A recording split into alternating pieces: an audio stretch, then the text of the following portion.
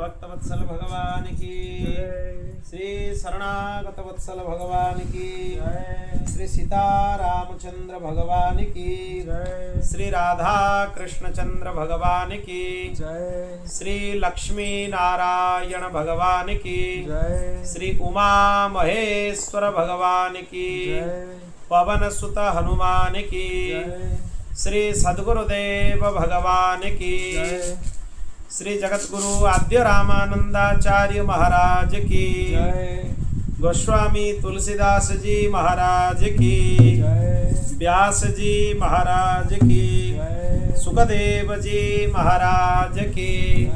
जय जय श्री राधे, जय जय श्री सीताराम। हर हर महादेव, निताय गौर हरि बोल। अनंत कोटि ब्रह्मांड नायक परात्पर अखिलेश्वर भगवान श्री हरि की महती कृपा करुणा से आज हम 10वें दिवस के श्रीमद् भागवत कथा के सत्र में प्रवेश कर रहे हैं। कल हम लोग श्रवण किए थे राजा रहुगण को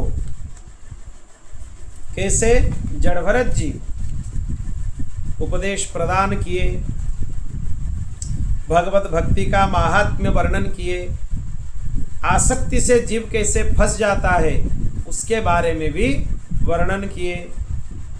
माया बहुत सूक्ष्म है और अहंकार भी बहुत सूक्ष्म है, बहुत ज्यादा सूक्ष्म है, कैसे भी करके वो रहता ही है।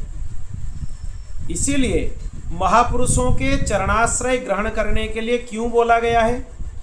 महापुरुषों के चरणाश्रय ग्रहण करना है, वो शरणागति का मार्ग है। उससे फायदा क्या होगा? अहंकार को नाश करने का कोई जरूरत नहीं।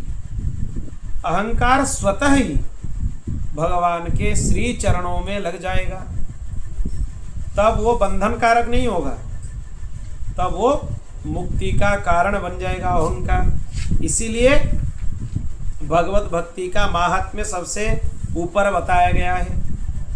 ज्ञान योग में यह बात है, कोई ज्ञान योगी है, बहुत दिन तक ज्ञान का साधन करने के बाद भी वह अहंकार से मुक्त नहीं हो पाता है। उसके लिए उसको बार बार जन्म लेना होता है। कोई वैराग्यवान भी है, कर्म मार्ग का आश्रय लिया है, निष्काम कर्म योग का, उसमें भी पूर्णतया निष्काम कर्म योग करना प्रायः जीवों के लिए असंभव है। इसलिए उनमें कल्याण तुरंत नहीं हो सकता।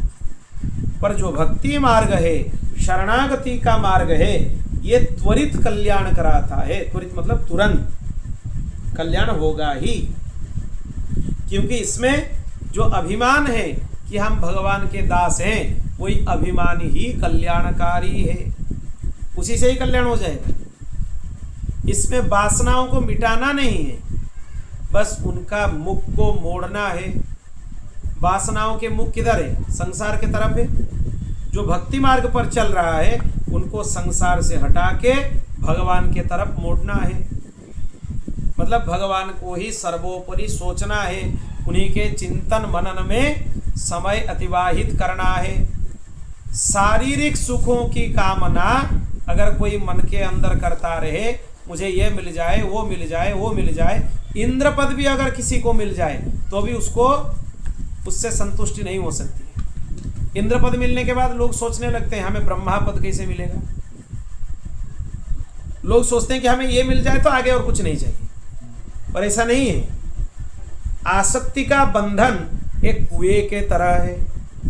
कुएं के अंदर किसी को धकेल दोगे और बोलोगे कि नीचे नहीं जाने वाला है, ये तो सदा असंभव ही है। जो आसक्ति के गर्त के अंदर अपने आप को धकेल देता है, वो अंदर ही अंदर जाता रहता है और बाहर निकलना उसके लिए सर्वथा असंभव ही हो जाता है। इसीलिए यह नियम रखना चाहिए कि किसी भी सांसारिक वस्तुओं के तरफ अपने वृत्ति को ना ले। जो चित्त वृत्ति है वो भगवान में ही रमा रहे, भगवत चिंतन में ही रमा रहे। अगर उसको संसार में लगाओगे, जो भौतिक उन्नति है उसको वो तो तुम्हें मिल जाएगा, पर आध्यात्मिक उन्नति नहीं हो सकता है। पहले अपने आप को प्रश्न करो कि हमें भौतिक उन्नति चाहिए, जिसको लोग उन्नति बोलते हैं, पैसा होना, घर होना, बहुत सारा चीज होना, कीमती चीज अपने पास होना, वो चाहिए कि भगवान चाहिए? दोनों एक साथ नहीं हो सकते। इसीलिए गोस्वामी जी लिखे, जहां राम तहां काम नहीं, जहां काम तहां नहीं राम। और वृंदावन के भी रसिक संत उनके वाणी में इसको लिख चुके हैं। क्या लिखे? प्रेम गली अति सांकरी, या में दो न समाय। जब हरि जब मैं तब हरि नहीं, जब हरि तब मैं नहीं। जब भगवान है तब अपने अंदर अहंकार नहीं रहेगा, अहमता ममता नहीं रहेगा उसमें। हमें भगवान भी चाहिए, संसार भी चाहिए, नहीं हो सकता है। प्रेम गली ये बहुत पतली गली, इसके अंदर एक साथ दो नहीं जा सकते, इतने पतली गली। कोई एक ही जा सकता है। मतलब अगर जाना है तो संसार से जाओ, अगर जाना है तो भगवान से जाओ। अब देखो, एक चीज यहाँ पे समझना बहुत जरूरी है। व्यासदेव भागवत जी से पहले बहुत सारे ग्रंथ लिख चुके हैं, पर उनको शांति प्राप्त नहीं हुई। क्यों नहीं हुआ उनको शांति प्राप्त? क्योंकि दूसरे ग्रंथों में यह करने से यह होगा, यह पुण्य होगा, यह काम होगा, इस तरह से धर्म का वर्णन किया गया है। पर भागवत जी में ऐसा नहीं है। ये विशुद्ध भागवत धर्म है। विशुद्ध भागवत धर्म मतलब संसार का यहाँ पे कोई मूल्य ही नहीं है। स्पष्ट रूप से लिखा गया है। कोई मूल्य नहीं है संसार का, भौतिकता का इसमें कोई मूल्य नहीं है। तुम निष्किंचन होते हुए भी वो पद को प्राप्त कर सकते हो, श्री हरि का प्रिय बन सकते हो, जो तुम एक महाराज बनते हुए भी, इंद्र पद को प्राप्त करते हुए भी जो सौभाग्य तुम्हें नहीं मिल सकता है, एक निष्किंचन होते हुए भी, एक भिक्षुक होते हुए भी वो सौभाग्य तुम्हें मिल सकता है। इसीलिए बड़े बड़े महापुरुष वृंदावन में मधुकरी वृत्ति से अपना निर्वाह करते हैं। मधुकरी मतलब क्या है? भिक्षा। वो भी ब्रजवासियों से, दूसरे किसी से नहीं। क्यों उनको माधुकरी वृत्ति का वो आश्रय लेते हैं या माधुकरी वृत्ति से अपना निर्वाह करते हैं? इसीलिए अपने अहंकार को मिटाने के लिए। अपने अहंकार कैसे मिटेगा? जो भोग पाने की इच्छा है, अपने में भोग भोगने की इच्छा है, उसको सर्वदा निरस्त कर दिया जाए, तब जाके अहंकार निरस्त हो सकता है। मिटा तो नहीं जा सकता है, पर संसार से हटकर अहंकार भगवान में लग सकता है। अगर अपने वृत्तियों को समेटकर संसार से लेकर भगवान के श्री चरणों में ना लगाओगे तो बहुत पछताना होगा, बहुत पछताना होगा। जो जीव यही बात को समझ नहीं पाते हैं कि हमें विशुद्ध भागवत धर्म का आश्रय लेकर भगवान श्री हरि की उपासना करना चाहिए, जो लोग इसी को ही समझ में नहीं आता है लोगों को, वो बाद में बहुत पछताते, बहुत ज़्यादा। मृत्यु के बाद पछताना होता है, अब नहीं। अब तो उनको लगता है कि हमें भौतिकता में ही सब कुछ मिल सकता है, संसार में ही सब कुछ है। मृत्यु के बाद जब ज्ञान होता है जीव को, क्योंकि जीव का एक शरीर नहीं है, जीव का कितना शरीर है? 3 शरीर है। ये स्थूल शरीर है, इसके अंदर और 2 शरीर। क्या है वो? सूक्ष्म शरीर, दूसरा कारण शरीर। 3 शरीर है हमारे। मृत्यु के बाद ये मिट जाता है, ये पड़ा रहता है, पर और 2 शरीर आत्मा के साथ रहते हैं। जो भौतिकतावादी हैं, महामूर्ख हैं, उनको ये सब समझ में नहीं आता। वो समझते हैं मृत्यु हो गया, फिर हम लोग पुनर्जन्म को ही कुछ लोग विश्वास नहीं करते। इतने महामूर्ख हैं, मूढ़ हैं, मंदमती है उनका। तब ये समझ लीजिए, सूक्ष्म शरीर और कारण शरीर ये जीव के साथ ही चलते हैं, दूसरे जन्म में भी चलते हैं। वही सूक्ष्म शरीर है, वही कारण शरीर है। आपका जितना जन्म हुआ है अभी तक, लाखों हो सकते हैं, एक ही सूक्ष्म शरीर अभी तक है और एक ही कारण शरीर अभी तक है। क्योंकि जब तक भगवत प्राप्ति ना हो जाए तब तक ये 2 शरीर मिटते नहीं हैं। अगर आप भगवत प्राप्त नहीं हुए और प्रलय आ गया, यह भी हो सकता है। आपका बहुत बार जन्म हो रहा है, आप अच्छे कर्म नहीं कर रहे और उसमें प्रलय आ गया बीच में, तो फिर क्या होगा? सूक्ष्म शरीर मिट जाएगा, कारण शरीर नहीं मिटने लगता। कारण शरीर प्रलय के बाद भी वही कारण शरीर प्रलय के बाद जो था वही जीव के साथ आ जाता है। जब प्रलय काल में भगवान में सब कुछ समा जाते हैं, जीव अपने कारण शरीर के साथ भगवान में समा जाता है। फिर जब सृष्टि का प्रारंभ होता है, वही पुराना कारण शरीर उसी के साथ रहता है। इसको अच्छे से समझ लीजिए।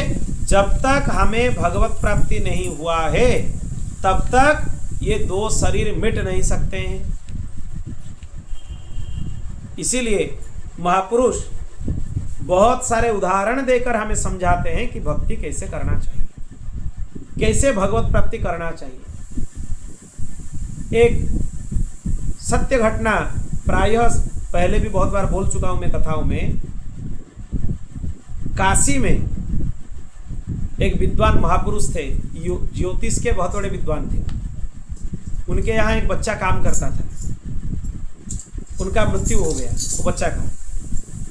फिर कुछ दिन के बाद कोई एक अपने पुत्र का कुंडली वो पंडित जी को दिखाने के लिए लाए थे कि देखिए हमारा पुत्र का विवाह हम तय करेंगे। पंडित जी कर दिए। करने के बाद वो लोग वहाँ से चला गया, उठकर चले गए वो। फिर वो जब बच्चा मर गया था वो सहसा उनके सामने आकर खड़ा हो गया। फिर पंडित जी सोचने लगे, अरे तुम तो मर गए थे, तुम कहाँ से आए? मैं यमदूत बन गया हूँ। उनको यमदूत बना दिया गया है। जिसका नरक में बार बार आना जाना रहता है उसको यमदूत बना दिया गया है। फिर वो पूछे कि तुम यहाँ क्यों आए हो? आपके पास जो आए थे अपने पुत्र का कुंडली दिखाने के लिए, उनको लेने के लिए आया हूँ। तो पंडित जी पूछे कि उनका मृत्यु होने वाला है? हाँ, अभी होने वाला है। अभी वो यहाँ से जाकर घर पहुँच जाएंगे ना आपके पास से, फिर तुरंत उनके पेट में सूजन होगा, पीड़ा प्रारंभ हो जाएगी, उसी में उनका प्राण चला जाएगा। अरे ये तो बहुत फिर विचित्र बात हो गया इसमें। वो तो आए थे अपने पुत्र का कुंडली दिखाने के लिए, उनका विवाह तय हो गया। नहीं, आप रुकिए, देखिए अभी उनका मृत्यु होने वाला है। सच हुआ, उनका मृत्यु हो गया और वो यमदूत उनको लेके चला गया। ये पंडित जी बोले थे कि इधर और को भी आने वाले हो तो मुझे मेरे साथ आके मिलना और मुझे थोड़ा यमलोक का दर्शन करना है। फिर पंडित जी को भी विश्वास आ गया कि यह बात सत्य है। फिर यमलोक उनके साथ वो चला गया, लेकर गया, यमराज से वो पूछ कर आया, फिर इनको लेकर गया। वहां पर सत्य में जीवों को अपने इतने छोटे छोटे दुर्गुणों के लिए, दोष के लिए भयंकर दंड दिया जा रहा है। पंडित जी को दिख गया। वहां पे और एक आदमी भी उनको दिखा जो कि बोल रहा था, हे पंडित जी, आपके मृत्यु के बाद हम यहाँ पे आपके प्रतीक्षा में हैं। क्यों? क्योंकि आपके शरीर से हम आपके चमड़ी उतार लेंगे। पंडित जी डर गए, हम क्या पाप किए? आप मेरे से अपना जूता खरीद कर लिए थे, उसमें जो मूल्य था उचित मूल्य आप हमें नहीं दिए। अपने मन से ही बोले कि हम इतने देने वाले हैं, देकर चले गए। जो मूल्य आप नहीं दिए मुझे, उसके बदले आपके जो शरीर के चमड़ी है उसको निकाल दिया जाने वाला है। छोटी है, कितना छोटा सा दोष है। हम लोग तो ये रोज करते हैं। किसी का कोई सामान है, उसका जो दाम है, बोलता है, हम बोलते हैं नहीं उतना नहीं रखना, इतना रखो, उसको देकर चले आते हैं। वो अगर अपने मुंह से बोले कि इतना दो, तब तो ठीक है। अपने 5 रुपये 10 रुपये बचाने के लिए यमलोक में हमें कितना बार घूमना होगा, ये हम लोगों को पता नहीं चलता है। इतने मूढ़ हैं हम, इतने मूढ़ हैं। फिर वो पंडित जी बोले, हमें और यमलोक नहीं आने वाला, हम आने वाले हैं, इसीलिए जो निकालना है इसी शरीर से ही निकाल लो। उनके उसी शरीर से चमड़ा निकाल दिया गया पीठ से। भयंकर पीड़ा हुआ। एक जिंदा आदमी से कोई उसका चमड़ा पीठ से उतार ले, कितना कष्ट होगा उसको। पर वो बोले, हम सह जाएंगे पर नरक नहीं आएंगे, क्योंकि इसमें तो एक यातना मिलने वाला नहीं है, बहुत सारे यातना मिलने वाला है। कैसे मुक्त होंगे यहाँ से? इसीलिए पंडित जी बोले कि ठीक है, सही है। फिर पंडित जी आ गए। वो वहाँ से यमलोक से पूछकर आए कि कल्याण कैसे होने वाला है।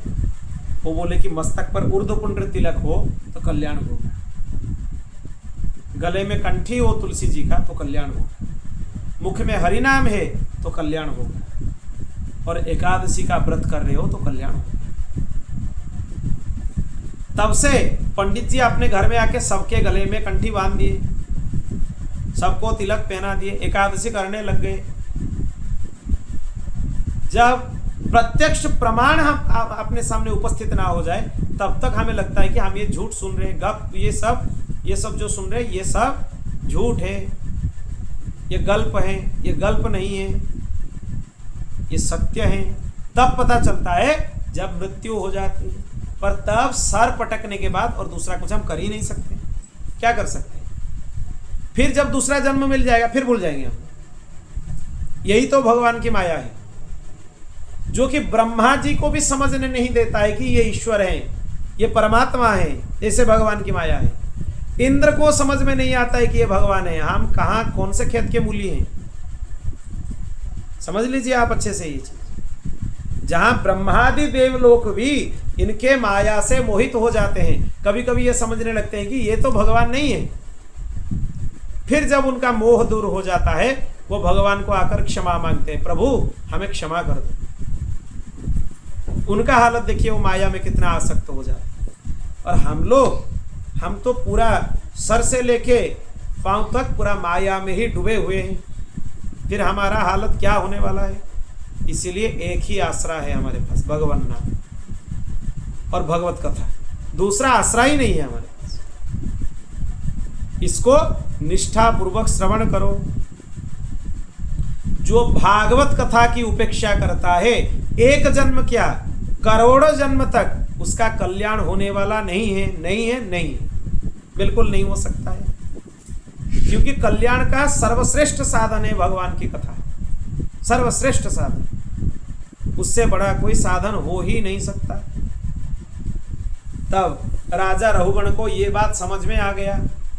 और एक चीज भी बोल दिए कि महापुरुषों के चरण रज का आस्वादन करने से ही भक्ति प्राप्त होती है। बहुत लोग सोचते हैं कि हम बहुत प्रयास कर रहे हैं पर मन में भक्ति नहीं आ रही है। कैसे पता चलेगा भक्ति आ रही है मन में? शरीर का अनुभव जब ना हो, निरंतर भगवत अनुभव होता रहे, भगवान के अलावा और कुछ चीज दिमाग में आएगा ही नहीं, तब समझ लेना कि विशुद्ध भक्ति योग हमसे हो रहा है। पर वो सर पटकने से भी नहीं होगा। वो कैसे होगा? जब महापुरुषों के चरणों में जाकर बैठकर विशुद्ध भक्ति योग का उपदेश उनके श्रीमुख से श्रवण किया जाए, तब जाके भक्ति प्राप्त हो सकती है। अन्यथा कहीं भी आप सर पटक लीजिए, कुछ भी कर लीजिए, पाखंड हो सकती है पर भक्ति नहीं हो सकती। बोल भक्तवत्सल भगवान की। अब यहां से भुवन कोश का वर्णन किया जाता है। परीक्षित जी पूछे कि ये जम्बू द्वीप जो है, 7 द्वीप है, उनके बारे में, उनका परिमाण, उनका क्रम थोड़ा हमें बताइए। अब देखिए, ये जो जम्बू द्वीप है जिसमें हम लोग रहते हैं, एक कमल का अगर परिकल्पना किया जाए, वो कमल का जो बीच वाला हिस्सा है, केसर जिसको बोला जाता है, वहां पे ये जम्बू द्वीप स्थित है। उसके अंदर इसका विस्तार कितना है? 1,00,000 योजन। और ये दिखता कैसा है? ये कमल के जैसे गोलाकार दिखता है दिखने के लिए। इसमें 9-9 हजार योजन विस्तार वाले 9 वर्ष हैं। जम्बू द्वीप में 9 वर्ष हैं, जिसमें से भारत एक वर्ष है, भारत वर्ष बोला जाता है। ऐसे 9 वर्ष है, एक नहीं।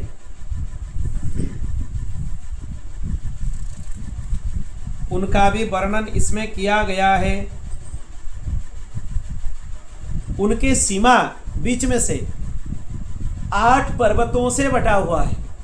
बीच में पर्वत है, मतलब बीच में अगर भारतवर्ष है, इधर भी पर्वत है, इधर भी पर्वत है, बीच में बटा हुआ है। ऐसे 9 वर्षों के अंदर संपूर्ण पृथ्वी समाया हुआ है। गंगा जी के बारे में बताया गया। जब भगवान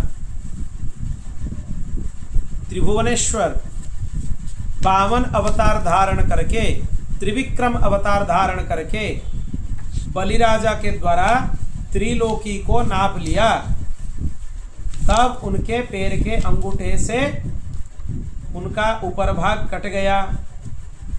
फिर वहां से ही एक जलधारा प्रवाहित होने लगी। वही जलधारा को हम लोग गंगा जी बोलते हैं। गंगा जी भगवान के श्री चरणों से निकली हुई है,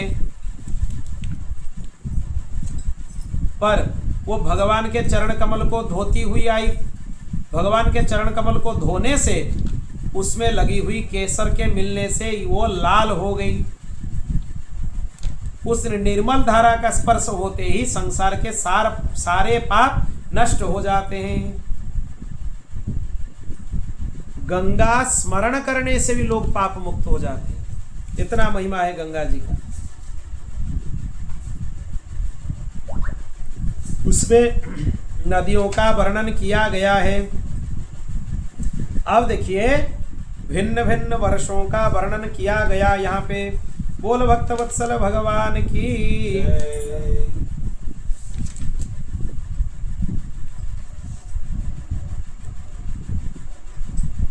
ये जो नव वर्षों के बारे में हम लोग श्रवण किए थे, उसमें सबसे पहले आता है इलावृत वर्ष। सबसे पहला वर्ष उसमें इलावृत, उसमें एकमात्र पुरुष भगवान शंकर हैं, दूसरे कोई नहीं है। पार्वती जी अभिशाप दिए थे कि इलाव्रत में कोई प्रवेश करने से वो स्त्री बन जाए, वहां पे पुरुष कोई नहीं रह सकता है। वहां पे पुरुष एकमात्र भगवान शिव जी, उनके अलावा और कोई पुरुष नहीं है। ये आगे नवम स्कंद में बोला जाएगा क्यों ये उपक्रम हुआ था, क्यों वहां पे पार्वती जी अभिशाप दे दी कि जो यहाँ पे प्रवेश करेंगे वो स्त्री हो जाएंगे। वो चरित्र वहां पे है, सुद्युम्न की कथा है ना, वो सुद्युम्न चरित्र नवम स्कंद में है। वहां पे पार्वती अपने अरबों खरबों दासियों से सेवित भगवान शंकर परम पुरुष परमात्मा की और भगवान वासुदेव प्रद्युम्न अनिरुद्ध और शंकरषण स्वरूप भगवान के सेवा में लगी हुई है भगवती पार्वती। वहाँ पे 4-5 स्वरूपों का उपासना होते रहते हैं। और क्या मंत्र जाप करती है वो? शंकर जी बोल रहे हैं, शंकर जी जाप करते हैं ये मंत्र। ओम नमो भगवते महापुरुषाय सर्वगुण संख्यानायानंता या व्यक्ताय नमः इति। जिनसे सभी गुणों की अभिव्यक्ति हुई है वही अनंत अव्यक्त मूर्ति ओंकार स्वरूप परमात्मा श्री भगवान को हम नमस्कार करते हैं। भजे भजन्यारणपाद पंकजम भगस्य कृत्स्नस्य परंपरायणम भक्तेश्वलम भावित भूत भावनम भवापहम त्वाम भव भावमीश्वरम। आपके चरण कमलों के आश्रय दे, आप अपने चरण कमलों में भक्तों को आश्रय देने वाले हैं। भक्तों को अपने चरण में ही आप आश्रय देते हैं। आप संपूर्ण आश्रयों के ऐश्वर्यों के आश्रय हैं। भक्तों के सामने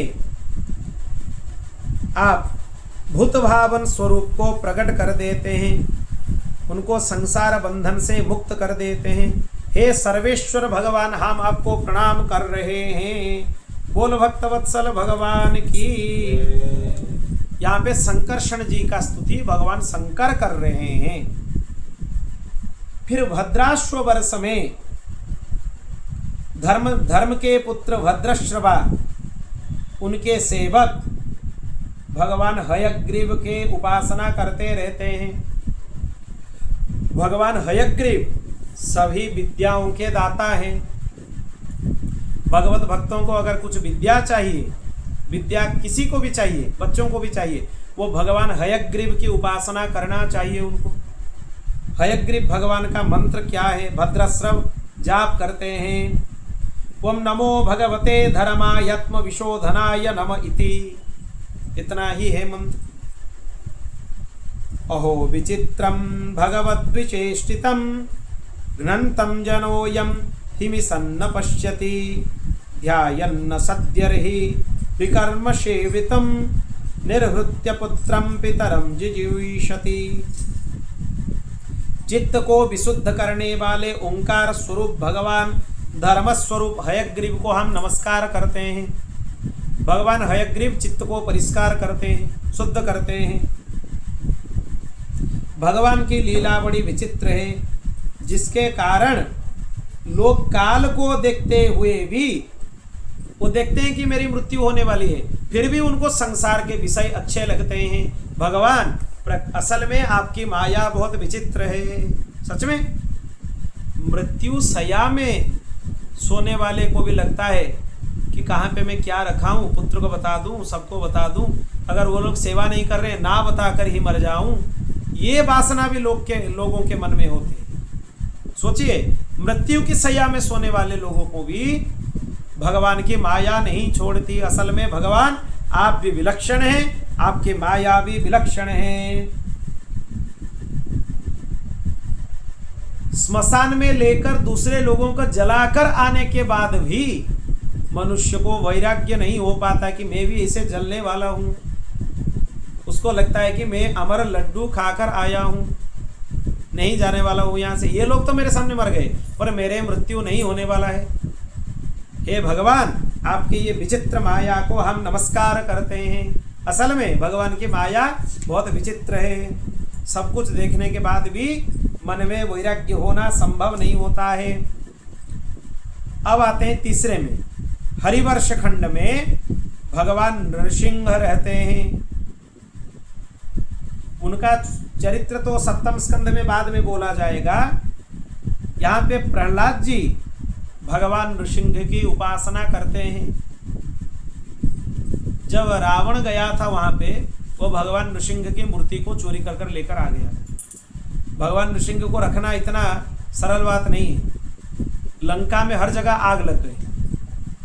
फिर जब जाकर पूछा किसी को दशानन कि क्या करें, शुक्राचार्य जी को पूछा, फिर वो लोग बताए कि देखो एक काम करो, तुम्हारे यहाँ एक भक्त हैं विभीषण जी, उनको बोल दो वो ठाकुर जी की सेवा करें, फिर उपद्रव होना बंद हो जाएगा। क्योंकि नरसिंह भगवान थोड़ा गर्म मिजाज के देवता हैं, उनको संतुष्ट करना इतना सरल नहीं है। उनके एक हुंकार से इधर के उधर हो जाते हैं। उनका मंत्र क्या जाप करते हैं प्रहलाद जी वहाँ पे? ओम नमो भगवते नारसिंहाय नमस्तेजस्तेजसे आविराविर्भव वज्रनख वज्रदंष्ट्र कर्माशयन् रंधय रंधय तमो ग्रशकृश ओम स्वाहा अभयम अभयमात्मनि भूयिष्ठा ओम क्षौम। यह मंत्र नरसिंह भगवान का है, इसको जाप करते हैं। हे भगवान, नरसिंह में आपको नमस्कार कर रहा हूं। आप अग्नि आदि तेजों से भी ज्यादा तेज हैं। आपका नख वज्र जैसे हैं। हे भगवान, आप प्रकट हुए, हमारे कर्म वासनाओं को जला डालिए, हमारे अज्ञान रूप अंधकार को नष्ट कीजिए, मेरे अंतःकरण में अपने अभय प्रदाता स्वरूप का प्रकाश कीजिए। ऐसे प्रार्थना किया जाता है। और क्या बोलते हैं, भक्तमाली जी को ये श्लोक बहुत ज़्यादा प्रिय है। परम पूज्य हमारे परम गुरुदेव श्री भक्तमाली जी ये श्लोक गान करते थे। स्वस्त्यस्तु विश्वस्य खलः प्रसीदताम् ध्यायन्तु भूतानि शिवं मिथो धिया मनश्च भद्रं भजता दधोक्षजे आविश्यतां नो मतिरप्यहेतुकी। हे भगवान, विश्व का कल्याण हो, दुष्टों की बुद्धि शुद्ध हो जाए। दुष्टों का विनाश मत कीजिए, उनके दुष्ट बुद्धि का विनाश कीजिए। प्राणियों में सद्भावना हो, एक दूसरे का चिंतन करें, हमारा मन शुभ मार्ग में प्रवृत्त हो, हमारे बुद्धि निष्काम हो जाए और भगवान श्री हरि के चरणों में समर्पित हो जाए। यह कामना है श्लोक का। भगवान को यही बोलना चाहिए। यही से ही करपात्री जी महाराज इसी श्लोक से ही अपना सूत्र निकालिए। क्या निकाल लिए? धर्म का जय हो, अधर्म का नाश हो, प्राणियों में सद्भाव ना हो, विश्व का कल्याण हो। जो उनका नारा था, जो बोलते थे करपात्री जी, इसी श्लोक का ही अर्थ है वो। बोलो भक्तवत्सल भगवान की जय। केतुमाल वर्ष में लक्ष्मी जी तथा संवत्सर नामक प्रजापति के पुत्र भगवान कामदेव निवास करते हैं। उनके यहाँ पूजा करती है भगवती लक्ष्मी। वहाँ पे भगवान का क्या मंत्र जाप किया जाता है? ओम ह्रां ह्रीं ह्रूं ओम नमो भगवते हृषिकेशाय सर्वगुण विशेषैर्विलक्षितात्मने आकुतीनं चित्तेनं चेतसं विशेषाणं चाधिपतये षोडशकला छन्दोमयायान्ना मयायामृतमयाय सर्वमयाय सहसे ओजसे बलाय कांताय कामाय नमस्ते उभयत्र भूयात्। जो इंद्रियों के नियंता हैं, जो संपूर्ण श्रेष्ठ वस्तुओं के आकार हैं, जो क्रिया शक्ति, ज्ञान शक्ति, संकल्प शक्ति, चित्त के अधीश्वर हैं, 11 इंद्रियों और 5 विषयों 16 कलाओं से युक्त हैं और अन्नमय अमृतमय सर्वमय हैं, उसी भगवान कामदेव को हम सभी ओर से नमस्कार करते हैं। यह प्रार्थना किया जाता है। रम्यक वर्ष में भगवान मत्स्यावतार के रूप में विराजित होते हैं। यहाँ पे मत्स्य भगवान है, उनके सेवक कौन है? मनु जी। कौन से मनु? सत्यव्रत मनु। वो भगवान मत्स्य की उपासना करते हैं। मत्स्य भगवान का मंत्र क्या है? ओम नमो भगवते मुख्यतमाय नमः सत्वाय प्राणायोजसे सहजे सहसे बलाय महामत्स्याय नमः इति। हे भगवान मत्स्य, आप सर्वतत्व प्रधान मुख्य प्राण हैं, सूत्रात्मा हैं, मनोबल, इंद्रिय बल, शरीर बल, ये जितने भी बल हैं वो सबसे हे भगवान मत्स्य आपको मैं बार बार नमस्कार करता हूँ। वो भगवान मत्स्य को नमस्कार करते हैं। फिर आगे हिरण्मय वर्ष में भगवान कच्छप रूप धारण करके रहते हैं। वहाँ पे पितरों के अधिपति अर्यमा भगवान की उपासना करते हैं। क्या मंत्र पाठ करते हैं?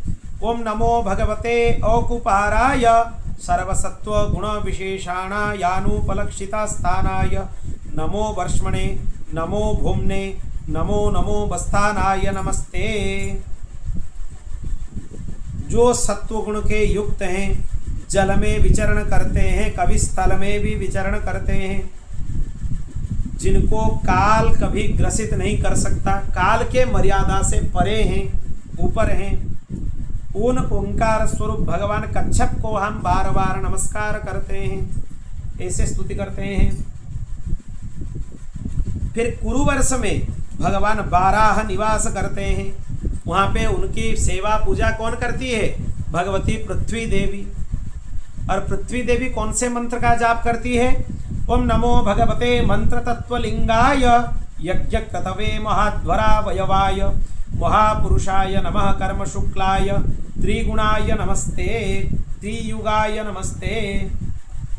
जिनके तत्व मंत्रों से जाना जाता है, जो यज्ञ स्वरूप हैं, जो पुरुषोत्तम हैं, वही भगवान बराह को हम बार बार नमस्कार करते हैं।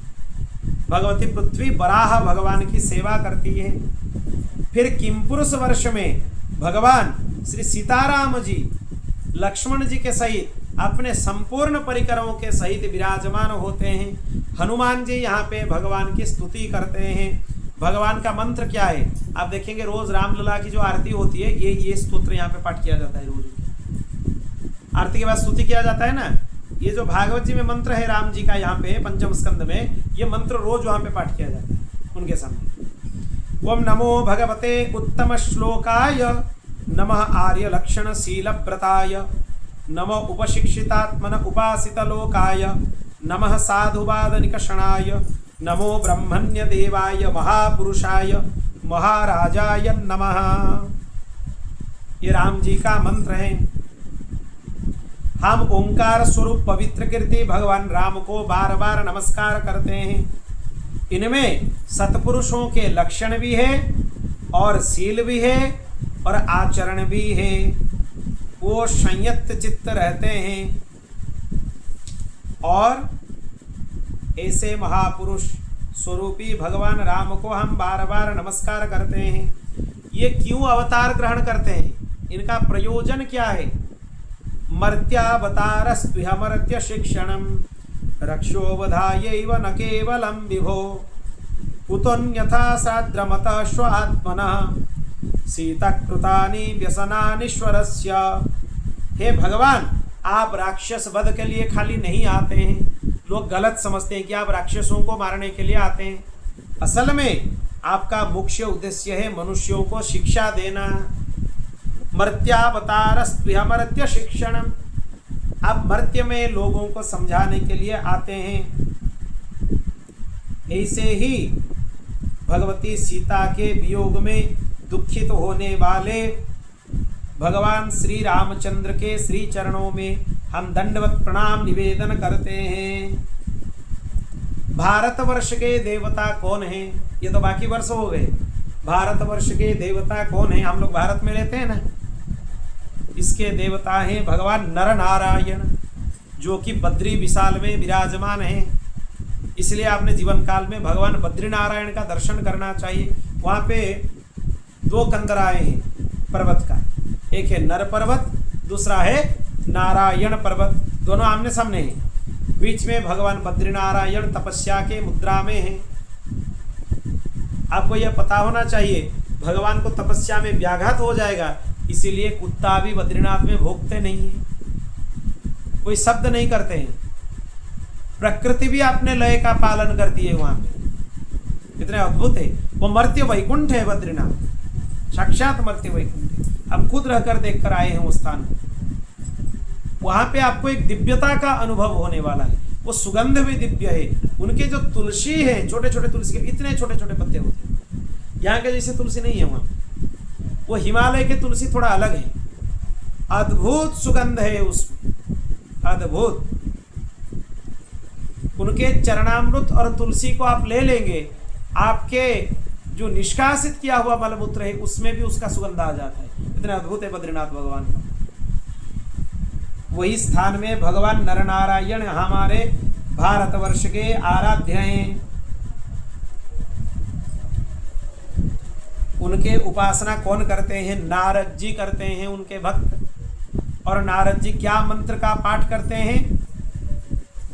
ओम नमो भगवते उपशमशीलाय उपरतानात्म्याय नमो किंचन वित्ताय ऋषि ऋषभाय नरनारायणाय परमहंस पर गुरवे आत्मा रामाधिपतये नमो इति।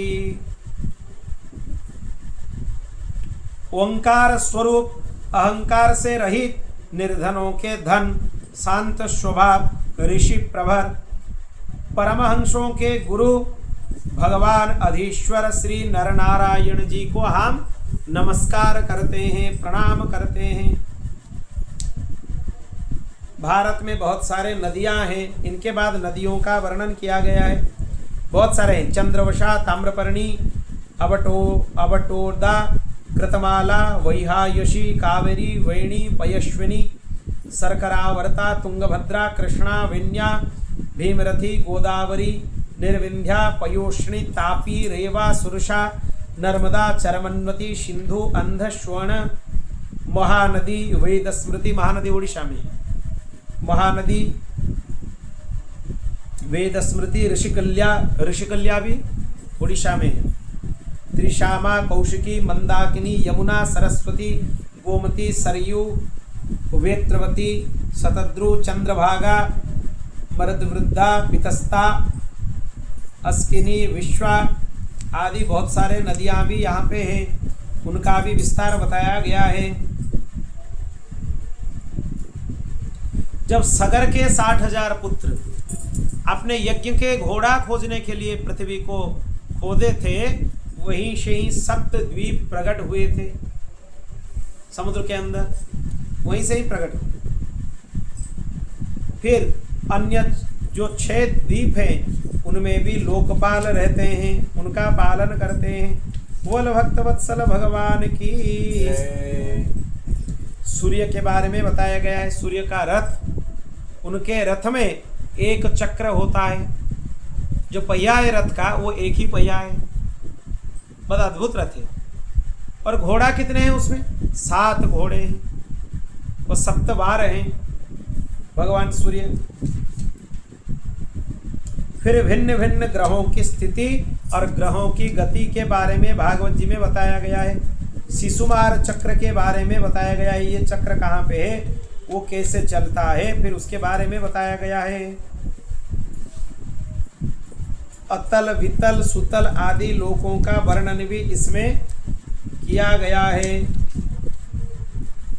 अंत में शंकर्षण देव का विवरण बताया गया है, भगवान संकर्षण कैसे होते हैं। फिर उसके बाद 28 नरकों का वर्णन किया गया है, जो कि इसमें सबसे विलक्षण प्रसंग है। कौन से पाप करने से क्या नरक मिलने वाला है, यह अवश्य सुनना चाहिए। लोग बोलते हैं कि नरक सुनने से डर लगेगा इसलिए मत बोलो, नहीं बोलने से कैसे होगा? नरकों का वर्णन सुनना चाहिए, तब जाके पता चलेगा हम लोग कहाँ जाने वाले हैं, कौन से नरक में। नरक तो जाएंगे, ऐसे काम कर रहे हैं, तो कौन से नरक में जाने वाले हैं? अगर नहीं जाएंगे तो भगवत भक्ति का आश्रय ले लीजिए। ये नरक त्रिलोकी के भीतर हैं, दक्षिण की ओर हैं, पृथ्वी से नीचे जल के ऊपर स्थित हैं। वो नरक में भगवान यमराज अपने सभी परिकरों के साथ रहते हैं। प्राणियों के दुष्कर्म के अनुसार वही दंड दिया जाता है। वही नरक के संख्या 21 बताते हैं, अलग अलग लोग बताते हैं। और यहाँ पे मुख्य तरह से 28 प्रकार के नरकों का वर्णन किया गया है। जो पुरुष दूसरे का धन हरण करता है, संतान या स्त्री का हरण करता है, उसको यमदूत कालपास में बांधकर तामिश्र नरक में गिरा देते हैं। फिर उसको अंधकारमय नरक में अन्न जल नहीं देते हैं, डंडे लगाते हैं, पीड़ित करते हैं। जो दूसरे को धोखा देता है और उसके स्त्री को भोगता है, उसको अंधतामिश्र नरक में गिरना होता है। वो कटे हुए वृक्षों के समान वहां पे गिर जाता है, कभी गिरता है कभी बैठता है, उसको पता नहीं चलता है कि मेरे साथ क्या हो रहा है। जो यह सोचता है, ध्यान से सुनिए, ये सबसे ज्यादा महत्वपूर्ण है, यह शरीर में हूं, जो यह समझता है ये धन स्त्री मेरे हैं, ऐसे बुद्धि से दूसरे प्राणियों के साथ द्रोह करता है। अपने कुटुंब के अलावा किसी के बारे में सोचता भी नहीं है, उसको रौरव नरक में गिरना होता है। ऐसे देखने से तो यहाँ पे सब लोग जाएंगे, सबसे यह गलती होता है आज। यहाँ पे रुरु नाम के बहुत भयंकर प्राणी हैं, वो बहुत कष्ट प्रदान करते हैं। यहाँ पे एक मोहारौरव नरक भी है, जो किसी का परवाह ना करके अपने शरीर का पालन पोषण करता है। वो कच्चा मांस खाने वाले रुरु इस मांस के लोभ से इसके शरीर को काटते हैं, कष्ट होता है। ये यम यातना भोगने के लिए एक यातनामय शरीर प्राप्त होता है जी, उसी में ही जो यम यातना है उसको भोग करता है जी। जो क्रूर मनुष्य अपने पेट पालने के लिए पशु पक्षियों को रांधता है, मारकर खा जाता है, उसको कुंभीपाक नरक में गिरना होता है। वहां पे वो बहुत बड़ा है, 10,000 योजन का है, उसके पूरा भूमि तांबे का है। उसमें तेल में उसको यमदूत पकाकर दंड देते हैं। इसीलिए अनर्थ भोजन नहीं करना चाहिए। जो मनुष्य ब्राह्मण और वेद का विरोध करता है, ब्राह्मण और वेद दोनों का विरोध कभी भी नहीं करना चाहिए, उसको यमदूत काल सूत्र नरक में ले जाते हैं। वो तपे हुए तंबे के ऊपर उसको दौड़ाते हैं, इतने भयंकर हैं। आजकल लोग बोल देते हैं ना, ये शास्त्र सब झूठा है, ये शास्त्र का अपमान हुआ, इससे यह नरक प्राप्त होता है। फिर वहां पे जीव भूख प्यास से व्याकुल हो जाता है। जो अपने वैदिक मार्ग को छोड़कर दूसरे मार्ग का आश्रय लेता है, उसको यमदूत असिपत्रवन नरक में लेकर डाल देते हैं। वहां से बहुत सारे तलवार के समान तीक्ष्ण चीज प्रकट होते हैं। वहां पे जो यमदूत दंड देते हैं, वो बोलते हैं कि मारो मारो इसको, ऐसे बोलते रहते हैं, फिर दंड देते हैं। जो राज कर्मचारी होते हुए भी निरपराध मनुष्य को दंड देता है, ब्राह्मण को दंड देता है, वो सुकरमुख नरक में गिरता है। यमदूत उसके अंग को कुचल देते हैं। जो इहलोक में खटमल आदि जीवों का हिंसा करता है, छोटे छोटे जीवों का, उसको अंधकूप नरक में गिरना होता है। वहां पे जो प्राणी हैं वो जीव का भयंकर रक्तपान कर लेते हैं। जो मनुष्य नित्य पंच महायज्ञ बिना किए ही स्वयं खा लेता है। पंच महायज्ञ मतलब क्या? आपने संध्या बंदन, ऋषि यज्ञ, देव यज्ञ, पितृयज्ञ, ये सब उसके अंदर आता है। यह ना करते हुए अगर कोई भोजन कर लेता है उसको अपराध होता है। उसको कौवे के समान बताया गया है। उसको बाद में कृमि भोजन नामक नरक में गिरना होता है। बोल भक्तवत्सल भगवान की। जो चोरी करता है, बरजोरी से ब्राह्मणों का या दूसरे किसी का रत्न या धन को हरण करता है, उसको समदंश नामक नरक में डाला जाता है। फिर उसमें भयंकर दंड दिया जाता है। इस लोक में कोई अगम्या स्त्री के साथ व्यभिचार करता है, उसको तप्त सुरमी नामक नरक प्राप्त होता है।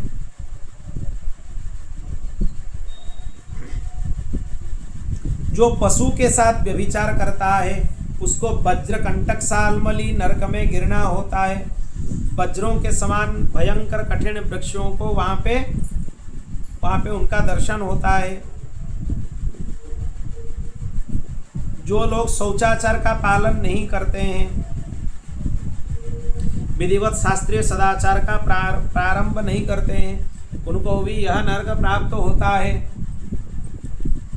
जो अपने घर में कुत्ते या गधे पालते हैं, ये दोनों को उसमें घर में रखना नहीं चाहिए। एक तो कुत्ता है, दूसरा क्या है? गधा। मरने के पश्चात उनको प्राण रोध नरक में डालना होता है। जो पाखंडी पशुओं का वध करते हैं यज्ञ में, उनको वैशस नामक नरक में डाला जाता है और भयंकर पीड़ा दी जाती है।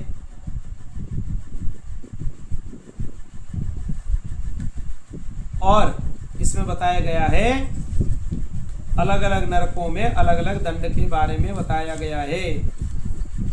इसीलिए शास्त्र विहित आचरण ही करना चाहिए, इधर उधर का काम नहीं करना चाहिए। इसी तरह भागवत जी में नरक वर्णनों के साथ यहाँ पे पंचम स्कंद पूरा हो जाते हैं। अब नरकों से मुक्त होने का उपाय परीक्षित जी पूछेंगे। किनको पूछेंगे? सुखदेव जी को। सुखदेव जी उनका उत्तर प्रदान करेंगे।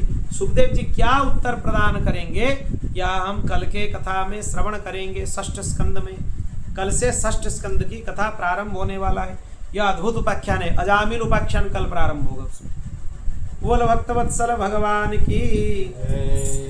गोविंद जय जय गोपाल जय जय गोविंद जय जय गोपाल गोविंद जय जय गोपाल जय जय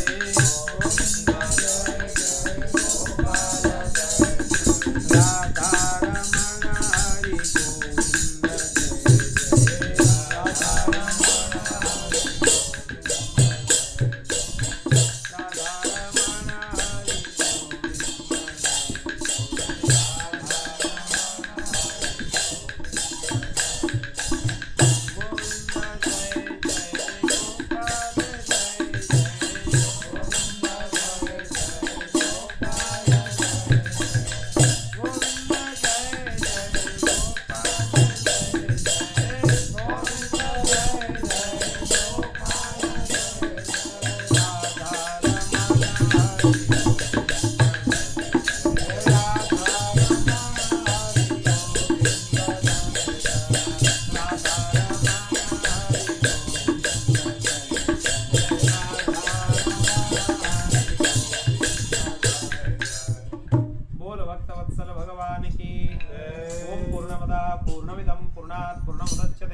पूर्णस्य पूर्णमादाय पूर्णमेवावशिष्यते। हरि ओम। शांति शांति शांति।